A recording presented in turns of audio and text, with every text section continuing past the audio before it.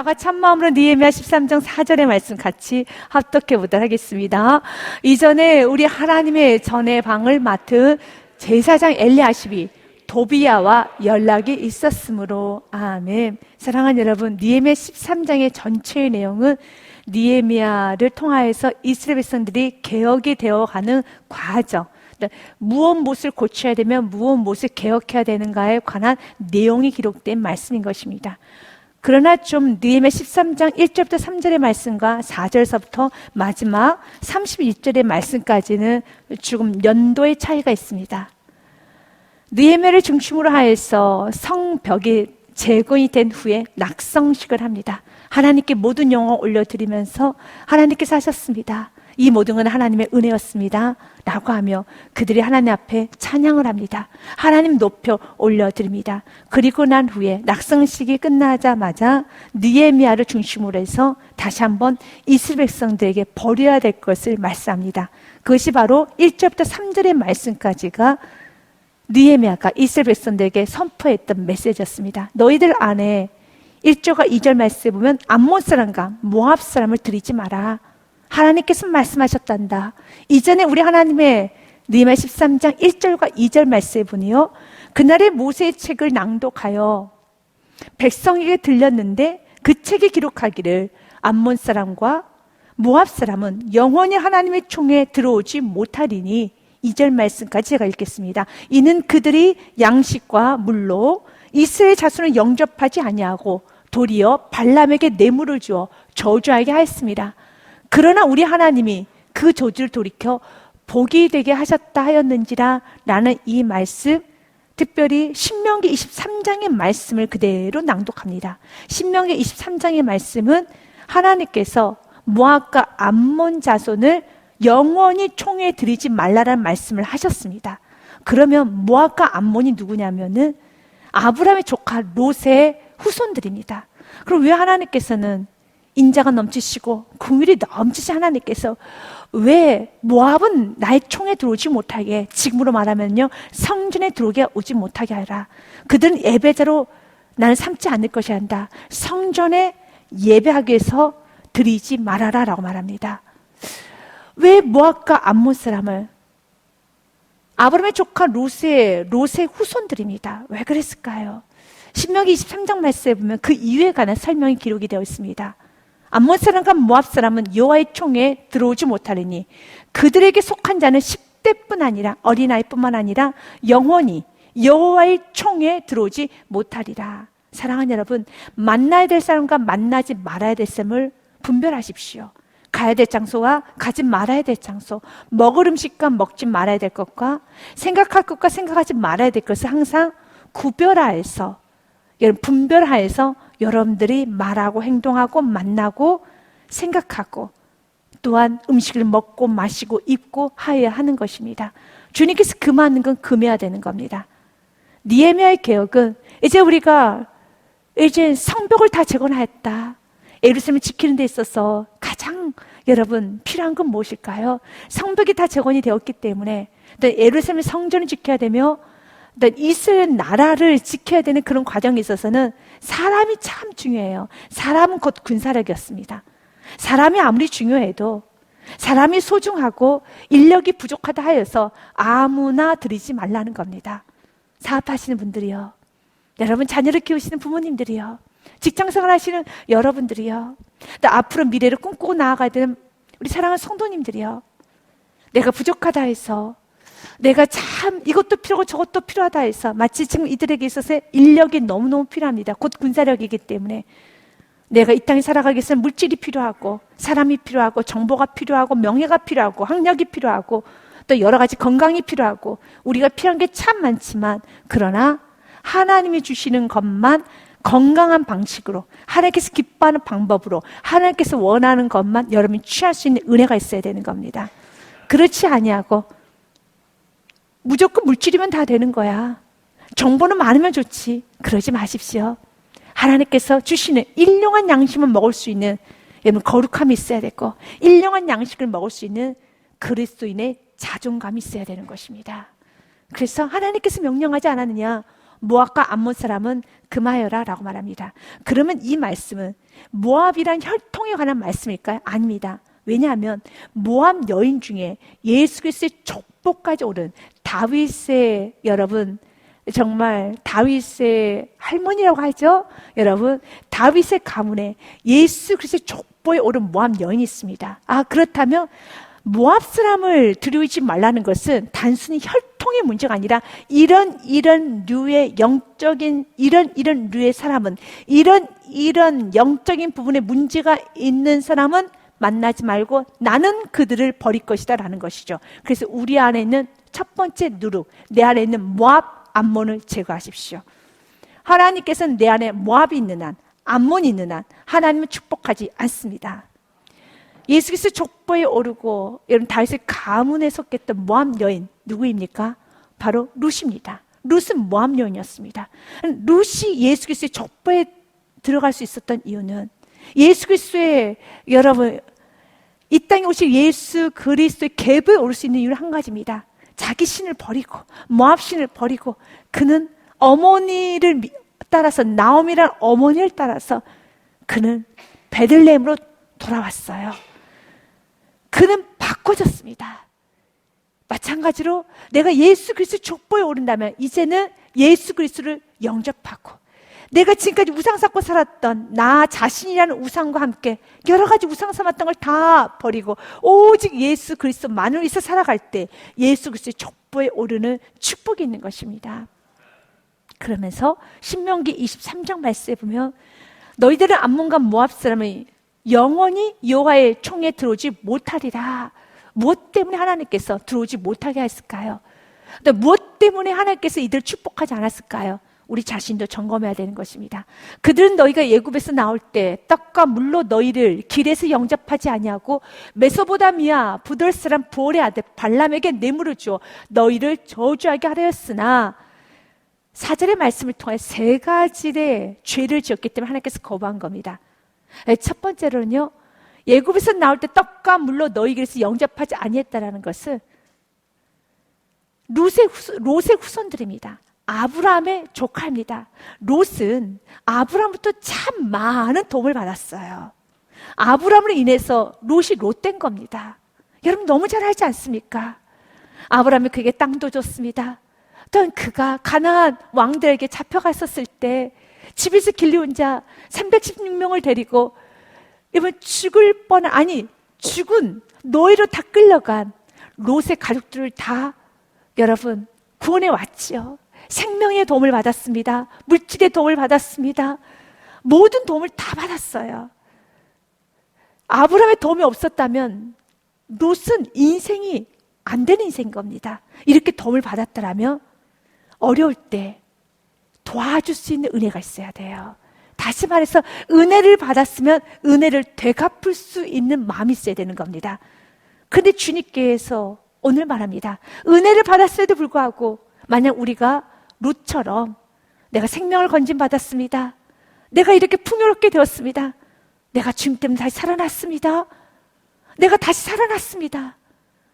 롯의 가정이 회복이 되었잖아요. 다 노예로 끌려가고 모든 게 다 여러분 파산이 되고 끝나버린 가나안 왕들의 다 여러분 짓밟혔던 그 롯을 다시 아브라함을 통해서 회복시켰다는 거 롯은 너무 잘합니다. 그렇다면 그 은혜를 되갚을 수 있어야 되는 겁니다. 첫 번째, 은혜를 은혜로 모르는 자는 하나님 축복하지 않습니다. 두 번째는요, 떡과 물로 너희를 길에서 영접하지 아니했고 메소보다미아 부돌 사람 부올의 아들 발람에게 뇌물을 줘 너희를 저주하게 하려 했으나 하나님의 뜻을 거스르는 자는 하나님께서는 영원히 축복하지 않습니다. 이것을 무슨 말이라고 합니까? 대적이라고 하는 겁니다.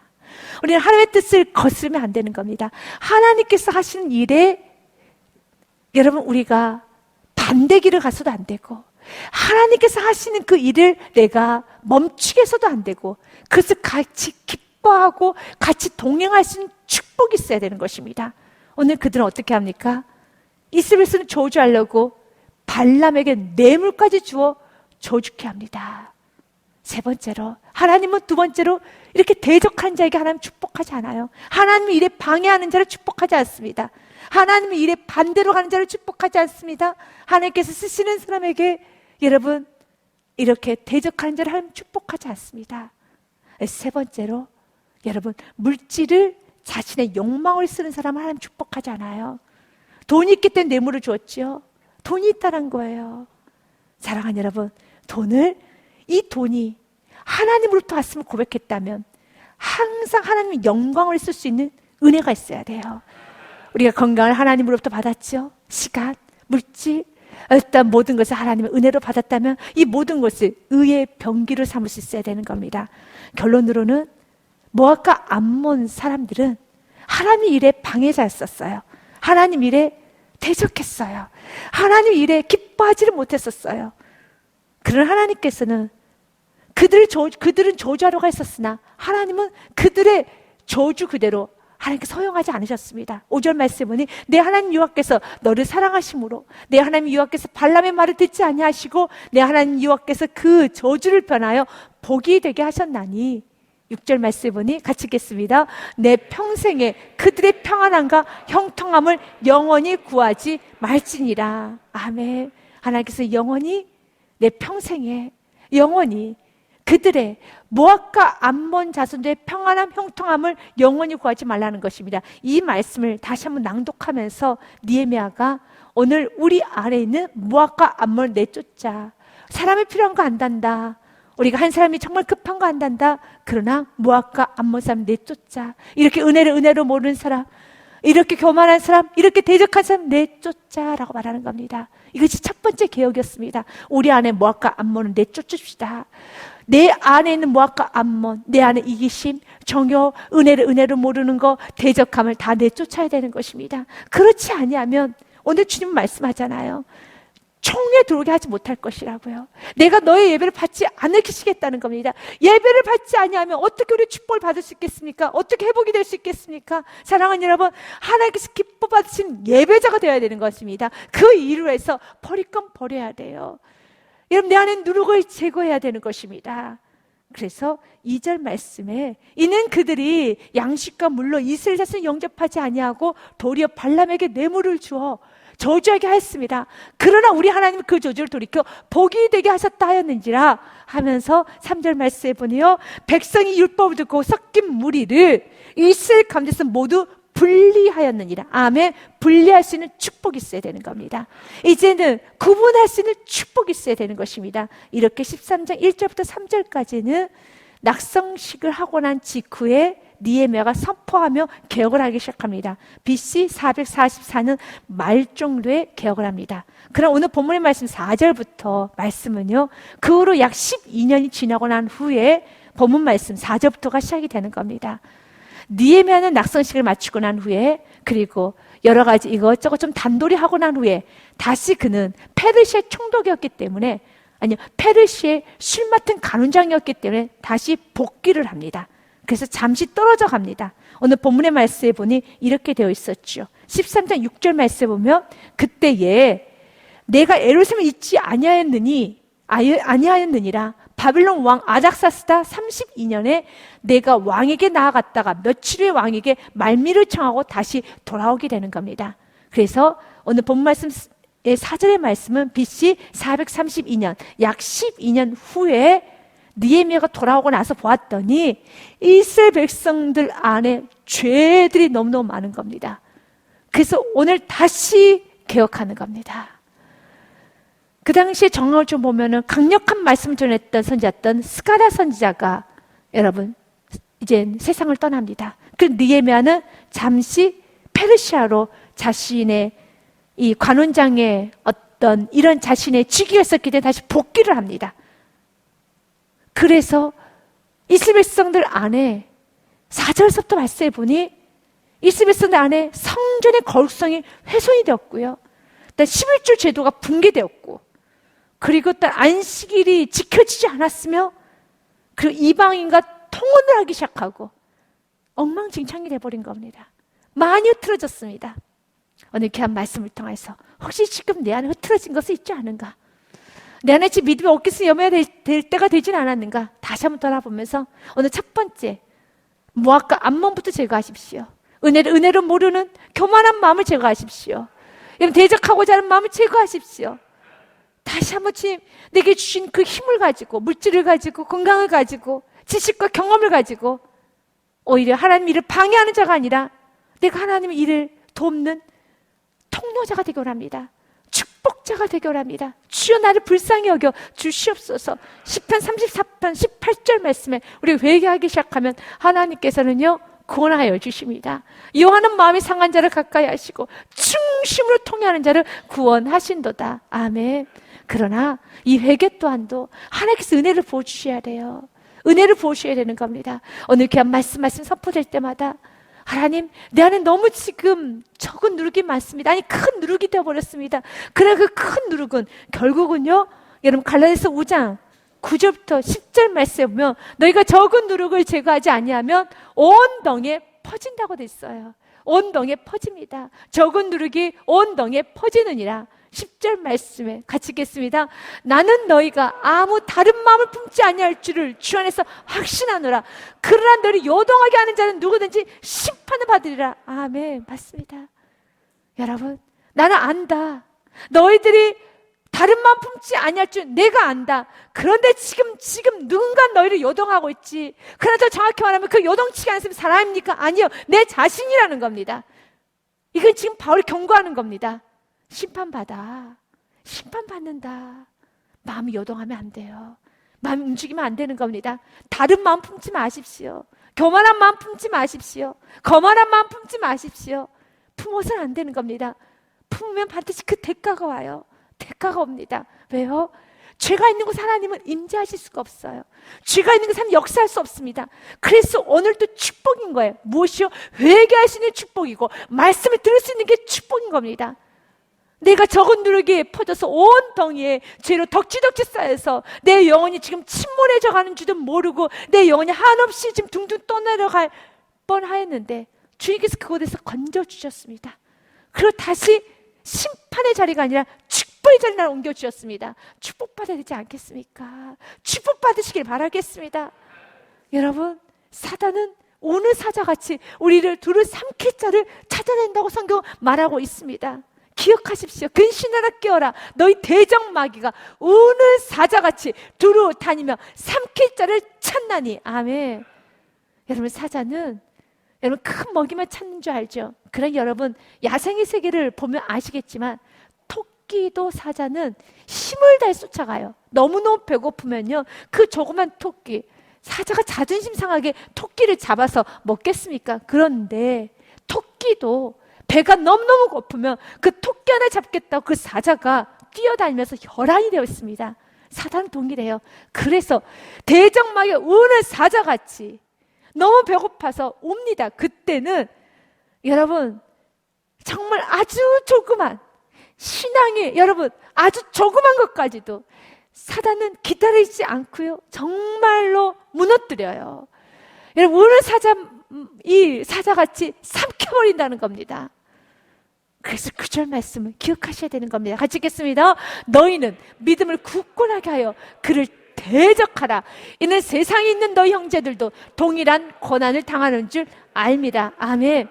여기서 이 대적을 여러분 마치 나와 상관없이 내 안에 사단, 내 안에 나를 잡고 있는 교만, 내 안에 나를 잡고 있는 대적과 상관없이 마치 허공에 예수의 이름 명령하는 사단 물러갈지어다 라고 허공에 치는 것이 아니라 내 속에 있는 모든 어둠을 대적할 수 있어야 돼요. 나 누구누구는 하나님의 존귀한 사람이니 내 안에 있는 교만의 영은 떠나갈지어다. 내 안에 있는 대적의 영은 떠나갈지어다. 내 안에 있는 끊임없이 은혜를 모르고 감사를 모르는 교만의 영은 자만의 영은 떠나갈지어다 라고 대적해야 되는 겁니다. 그러면서 왜 오늘 사자가 여러분 두루다니며 삼킬 때 삼킴을 당할 수밖에 없는 그런 영적으로 여러분 노출되어 있는 줄 아십니까? 9절 말씀은 이런 말씀 있잖아요. 굳건하게 하여 믿음을 굳건하게 그를 대적하라. 이는 잘 들어봐. 이는 세상에 있는 너희 형제들도 동일한 고난을 당하는 줄 압니다. 우리가 언제 사단에 공격받는 줄 아십니까? 나만 고난받고 있다고 생각할 때, 나만 여러분 헌신한다고 생각할 때, 나만 예배하고 있다고 생각할 때, 나만 참 주님 앞에서 큰 일을 하고 있다고 생각할 때, 그래서 성경은 대적하라. 이는 잘 생각해봐. 이는 세상에 있는 너희 형제들도 당신만 혼신한 거 아닙니다. 당신만 고난의 길을 간 거 아닙니다. 동일한 고난을 당하는 줄 압니다. 그런 순간 우리는 겸손해져요. 우리는 겸손해지는 겁니다. 나만 너무 억울한 것 같아. 나만 너무 참 고난을 많이 받은 것 같아. 나만 너무 헌신하는 것 같아. 아닙니다. 동일한 고난을 당하는 줄 알고 겸손해져라. 성경 우리에게 말합니다. 선줄로 생각할 때 넘어질까 조심하라고 고린도전서 10장 12절 말씀에 선포했어요. 같이 읽습니다. 그런즉 선줄로 생각하는 자는 넘어질까 조심하라. 아멘. 오늘 본문의 말씀 내용이 이렇습니다. 그들은 낙성식도 했고 충만했었지만 선줄로 생각할 때 넘어질까 조심하라고 했는데 조심하지 않았어요. 그들은 많이 흐트러졌습니다. 조심하지 않았습니다. 그래서 4절 말씀에 보면 느헤미야가 12년 만에 다시 돌아와서 봤더니 그들이 지금 했던 모든 죄는 예배가 다 흐트러졌습니다. 예배가 흐트러지면 여러분 삶은 망가지게 되어 있습니다. 이전에 우리 하나님의 전에 방을 맡은 제사장 엘리야십이 도비야와 연락이 있었으므로 도비야를 위하여 한 큰 방을 만들었으니 그 방은 원래 소재물과 유황과 그릇과, 이제 소재물과 유황과 그릇은 제사 때 잘 쓰여져야 될 그릇들을 놓는 방이었습니다. 또한 주님께 제사를 드리기 위해서 여러분 잘 이렇게 정리정돈하고 챙겨놔야 될 많은 곡물들과 그 많은 소재물들이 있던 그런 공간이었습니다. 그런 공간, 그런 방과 또 레위 사람들과 노래하는 자들과 문지기들에게, 그래서 레위 사람들은 교회에서 사역하는 사역자들을 말하고요, 노래하는 찬양대원들, 또 찬양대원들이 여러분 사용하는 악기들, 여러 가지 것들, 또 문지기들이 여러분 거할 수 있는 초소, 그리고 또 문지기들이 청소를 하는 청소 도구, 이 모든 건 성전이 되고 예배가 되는데 잘 사용되어져야 될 방들이었습니다. 그래서 그 방 안에는 각종 예배를 잘 드리기 위해서 사용되어질 많은 도구들이 저장되어 있는 장소입니다. 그런데 또한 11조로 주는 곡물과 새 포도주와 기름과 이제 11조로 주는 곡물이라는 것을 레위인들에게 11조를 드려야 될 때, 이제 백성들 11조를 가져오면은 이제 곡물이라든지 새 포도주라든지 기름이라든지 그것을 저장해야 될 저장 공간이 있어야 되지 않겠습니까? 그 저장 공간들을 말합니다. 그것 또한도 레위인들이나 제사장들이 여러분 사용해야 될 그것 또한도 레위인과 제사장들이 예배드리는 집례자들이기 때문에 예배를 위한 것이었었습니다. 그러니까 성전이 될 수 있고 예배가 되는데 필요한 모든 공간들을 그런 거제물을 두는 곳이라 그 공간을 다시 큰 방으로 만들었어요. 큰 방으로. 13장 5절 말씀은요, 이전에 도비야를 위하여 5절 말씀은 도비야를 위해 한 큰 방을 만들었다는 겁니다. 누구를 위하여? 도비야를 위하여. 이 모든 방들은 다 누구를 위하여서 만든 방입니까? 예배하기 위한 곳이고 성전되기 위한 것이기 때문에 결국은 그 방은 누구를 위한 것입니까? 하나님을 위한 것이죠. 여러분, 하나님을 위해서 하나님께 예배를 잘 드리기 위해서 예배드리기 필요한 모든 성전의 집기들, 그릇들, 또한 성전을 보수, 또한 재건, 또한 여러 가지 유지하기 위해서 필요한 모든 도구들을 잘 비치하고 또 제사장들과 레인들에게 주어질 11조의 곡물들, 기름들, 이런 모든 것들을 잘 비치는 모든 방들을 다 허물었어요. 그리고 큰 방을 만들었다는 겁니다. 누구를 위하여서? 도비야를 위하여서. 그때 6절 말씀 보면 느헤미야가 이 모든 걸 본 겁니다. 그때 내가 예루살렘에 있지 아니하였느니라. 바벨론 왕 아닥사스 32년에 내가 왕에게 나아갔다가 며칠이 왕에게 말미를 청하고 돌아와서 보니 예루살렘에 이르러서야 엘리야십이 도비야를 위하여 하나님의 전했들의 방을 만든 악한 일을 안지라. 사랑하는 여러분, 하나님께 드려야 될 영광을 나의 영광을 위하여서 사람을 썼으면 그것은 악한 일입니다. 우리 시간, 물질, 건강, 모든 거 하나님 보시기에 악한 일이 되어서는 안 되는 겁니다. 이건 하나님의 영광을 위해서 내가 왜 시간을 줬는지 아느냐? 왜 여유를 줬는지 아느냐? 왜 가정을 회복시켜 주었는지 아느냐? 왜 건강을 주었는지 아느냐? 예배 편하게 드리라고.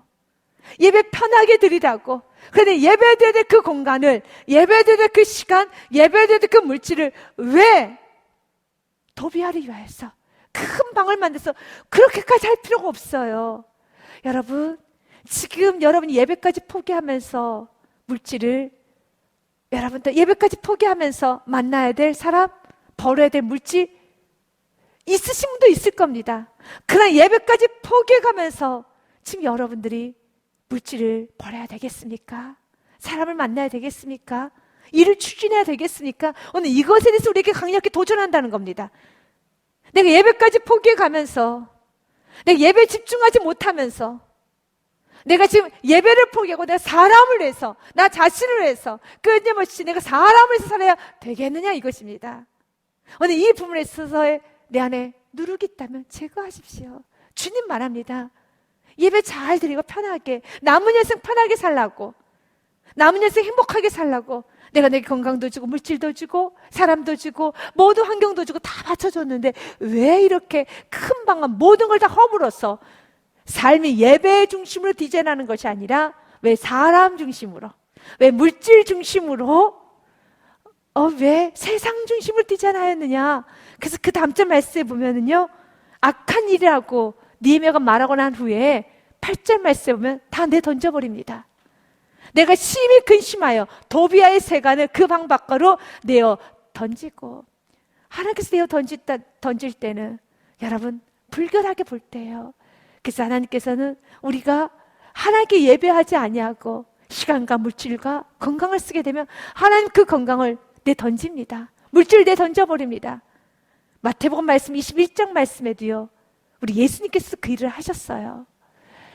예수님께서 성전을 들어가사 성전 안에 매매하는 모든 사람들을 내쫓으시며 돈 바꾸는 사람들과 상과 비둘기 파는 사람들의 의자를 둘러 엎으시고라고 했어요.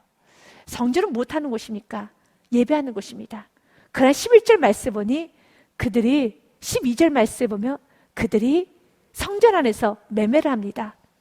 돈을 바꿉니다. 비둘기를 팝니다. 결국 성전에서 그들은 자신의 목적, 자신의 유익, 여러분 물질을 벌고 인맥을 쌓고 하나님께 드려야 될 영광이 아닌 다른 것을 하고 있어요.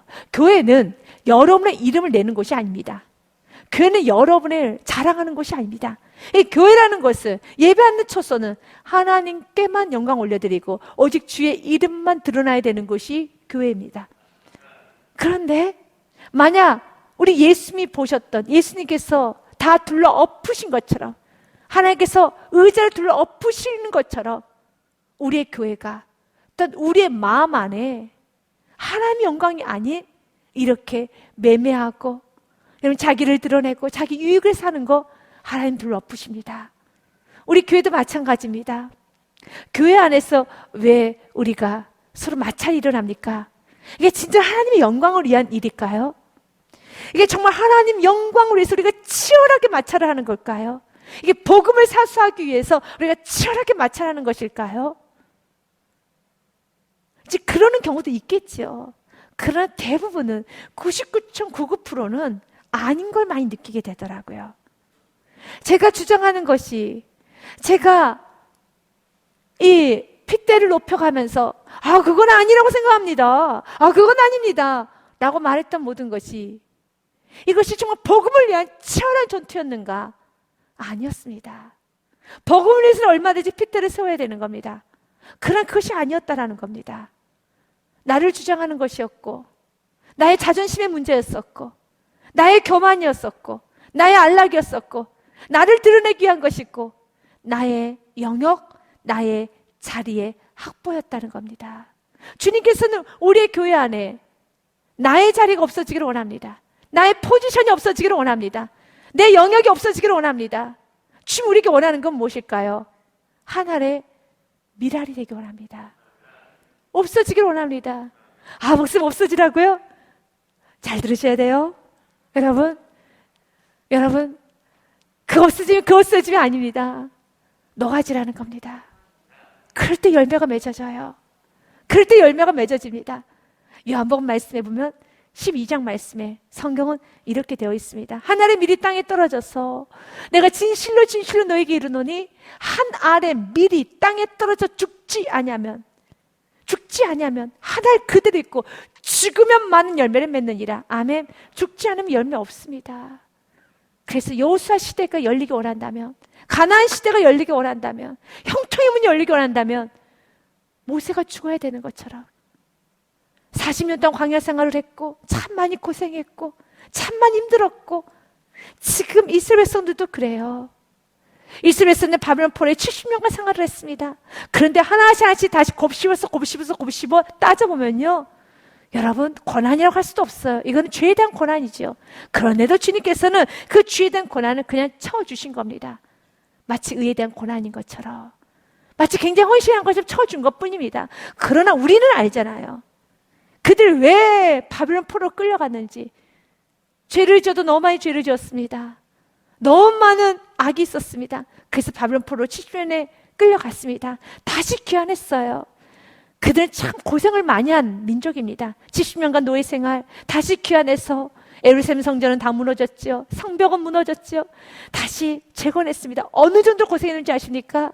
여러분, 아침에 저녁에 달이 지고 아침에 별이 뜰 때 일어나고 달이 칠 때까지, 또한 그들은 한 손에는 곡괭이를, 한 손에는 여러분 칼을 들고 적군과 대치하면서 일하면서 그는 잠도 자지 않았어요. 이렇게 고생했던 민족이 이스라엘입니다. 그래서 세워놓았어요. 성벽도 재건했습니다. 예루살렘 성도 여러분 재건했습니다. 그런데 그들이 또 무너져가고 있어요. 죄의 본성은 지독합니다. 이 죄의 본성은 지독합니다. 그래서 예배가 희망인 거예요. 예배가 소망인 겁니다. 나는 여러분 고린도서 말씀에 9장 27절 말씀에 내가 몸을 쳐 복종시키겠다는 말을 합니다. 내가 몸을 쳐 복종하게 함은 나는 남에게 복음을 전파한 후에 자신이 도리어 버림을 당할까 두려워합니다. 너무 많이 바울이 지금 자기 자신에게 하는 말이에요. 바울이 얼마나 열심히 사역했습니까? 바울 같은 이런 영성의 여러분 귀한 사도도 이런 고백을 했더라면 우리는 정말 깨어있어야 되는 겁니다. 내가 남에게는 전파한 후에 자신이 도리어 버림을 당할까 두려워함이라. 남에게 전파했다는 건 그만큼 헌신의 삶을 살았다는 것이고, 그만큼 그 안에는 무엇이 많다는 겁니까? 공로가 많다는 거죠. 우리는 그 바울의 공로를 우리는 인정해 줘야 됩니다. 당연히 인정하고요. 하나님도 인정해 주십니다. 그러나 바울은 말합니다. 바울아, 바울 나는 공로에 취하면 안 돼. 그 말을 하고 있는 거예요. 우리는 바울을 너무 인정해 주죠. 그러나 바울이 오늘 걱정하는 건 바울 자신을 위해서 걱정하는 겁니다. 내가 남에게 전파한 후에 수많은 복음을 전했어요. 너무 많은 어려움을 당했어요. 내가 도리어 버림받으면 어떡하지? 그래서 오늘 또 나의 몸을 쳐서 복종하게 한다는 겁니다. 두렵고 떨림으로 구원을 이룬다라고 말하고 있습니다. 그래서 빌립보 3장의 말씀도 사도 바울의 고백이에요. 사도 바울이 이런 고백을 합니다. 그러므로 나의 사랑하는 자들아, 너희가 나 있을 때뿐 아니라 더욱 지금 나 없을 때도 항상 복종하여 두렵고 떨림으로 너희 구원을 이루라. 아멘. 그럴 때 정말 주님의 뜻대로 살려고 하는 성도님들은 이런 말씀을 들으면 나 교만하기 싫은데, 나 교만하면 어떡하지? 항상 좀 불안해하시는 분도 있으신 것 같아요. 걱정하지 마세요.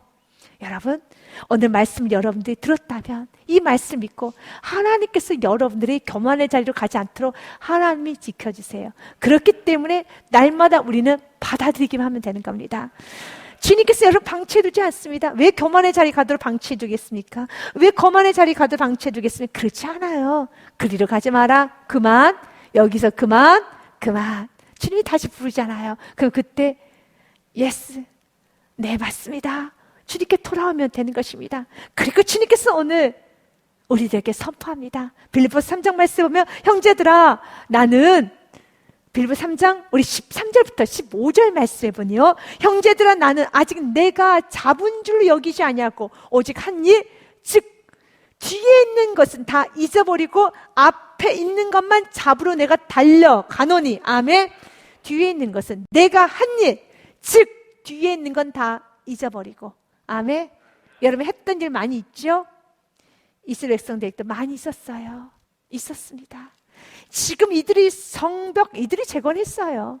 성전 이들이 재건했습니다. 뭐 천사가 나타나서 여러분 돌을 날라주고 그런 건 아니었어요. 이들이 했어요. 하지만 하나님 은혜이지 않습니까? 그런데 이들이 모든 것 안에서 이제는 성벽도 재건되고 여러분 성전도 완공되고 난 후에 다시 죄짓기 시작합니다. 죄짓지 말라는 겁니다. 그 이유로 해서 주님께서 오늘요, 오직 내가 한 일, 너가 한 일, 즉 뒤에 있는 것 잊어버리라는 겁니다. 앞에 있는 걸 잡으려고 푯대를 향하여 그리스도 예수 안에서 하나님의 위에 부르신 부름의 상을 위하여 달려가느라 다시 전도하십시오. 전도를 멈추면 안 돼요. 전도를 멈추면 썩어요. 썩습니다. 다시 전도를 하십시오. 영혼구원에 관심을 가지십시오. 다시 영혼구원에 관심을 가지십시오. 전도하십시오. 다시 한번 주님 내 삶을 되돌아보면서 전도해야 될 영혼들이 너무 많아요. 다시 한번 중보기도 하십시오. 다시 한번 기도 제목 하나하나 놓고 교회를 위해서, 나라 민족을 위해서, 이웃들을 위해서 기도하십시오. 15절 말씀에도요, 같이 읽습니다. 시작. 그러므로 누구든지 우리 온전히 이룬 자들은 이렇게 생각할지니 만일 어떤 일에 너희가 달리 생각하면 하나님이 이것도 너에게 나타내시리라. 아멘. 우리가 베들레헴에서 달려가기 시작하면요, 주님께서 약속합니다. 그러므로 누구든지 우리가 온전히 이룬 자들은 이렇게 생각할지니 만일 어떤 일에 너희가 달리 생각하면, 조금 다르게 은혜스럽게 좀 다르게 생각하면 하나님께서 분명히 가르쳐 주세요. 내가 얼마나 교만했는지, 내가 얼마나 거만했는지, 내가 얼마나 또 내 영역을 펼쳐나가는지 가르쳐 주시는 겁니다. 오늘 주님께서 우리에게 말씀하고 계셔요. 다시 제자리로, 다시 그리로 들여놓아라. 정결하게 하여라. 아멘. 다시 복음으로, 다시 예배 자리로, 다시 감사의 자리로, 다시 은혜의 자리로 돌아오십시오. 그리고 10절서부터 말씀이 이렇게 됐습니다. 내가 또 알아본 즉 레위 사람들이 받을 몫을 주지 아니하였으므로 그 직무를 행하는 레위 사람과 노래하는 자들이 각각 자기 밭으로 도망하였기로. 11조가 잘 거쳐지지가 않았어요. 벌써 11조부터 여러분 흐트러지기 시작했습니다. 그런데 더욱 문제는 레위 사람들이 받을 몫을 주지 아니했다 해서, 먹을 것이 없다 해서 여러분 떠나버렸습니다. 자기 밭으로 도망했습니다. 먹고 살겠다고 나갔습니다. 16절 말씀에 보면 이렇게 되어 있습니다.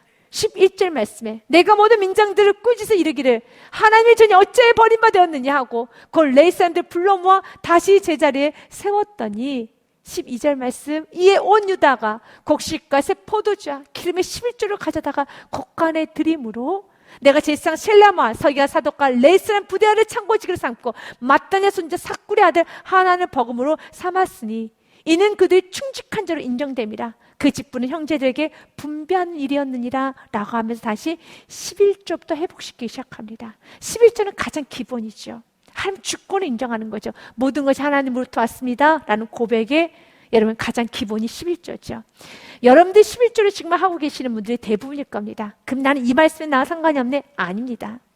여러분 11조는 물질의 11조도 있어야 되지만 마음의 11조도 있어야 되고 시간의 11조도 있어야 되는 것입니다. 이것이 무엇입니까? 모든 건 다 하나님의 주권입니다. 모든 것은 하나님으로부터 왔음을 알고 사랑하는 여러분, 여러분을 주장하지 마십시오. 그런 11조 신앙이 아닙니다. 이제 물질만 11조 내지 마시고요, 이제 여러분 마음의 11조도 내셔서 11조란 뜻이 모든 것이 하나님으로부터, 모든 건 하나님의 것입니다 라고 고백하는 것처럼 이제 마음의 11조도 들여서 내 마음은 없습니다, 내 생각은 제로입니다, 나는 없는 사람입니다, 오직 모든 건 하나님의 것입니다, 내 마음도 하나님의 것이요, 내 생각은 필요 없습니다, 하나님의 생각만 존중합니다, 하나님만 뜻만 존중합니다, 하나님만 의지합니다, 하나님만 높입니다.